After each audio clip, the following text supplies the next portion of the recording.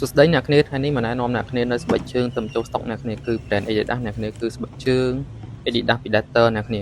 តែស្បែកជើងនេះគឺជាស្បែកជើងជំនាន់ថ្មីអ្នកគ្នានៃស្បែកជើងប្រភេទ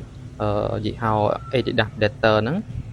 មិនថាថ្មីទាំងរូបរាងអ្នកគ្នាសំបីតែបាតក៏វាថ្មីដែរអ្នកគ្នាបាតវាធ្វើមកយ៉ាងក្របស្ដើងជាងមុនដែលវាធ្វើឲ្យស្រាលស្បែកជើងនេះអ្នកគ្នាហើយនៅផ្នែកកណ្ដាលនេះក៏មានឆ្អឹងនៅកណ្ដាលផងដែរដែលវាជួយឲ្យស្អិតស្មៅល្អអ្នកគ្នាហើយជាមួយប្រភេទនេះគឺមានដាត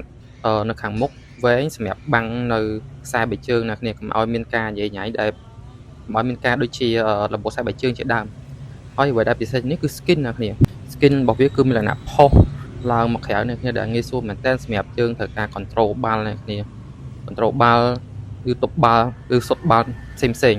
ហើយផ្នែកបាតខាងក្រោមនេះគឺទន់ល្អមែនតើអ្នកគ្នាបាទងាយស្រួលក្នុងការបត់បែនមែនតើហើយករបស់វាគឺយ៉ាងខ្ពស់ដែរអ្នកគ្នាតែវាជួយទប់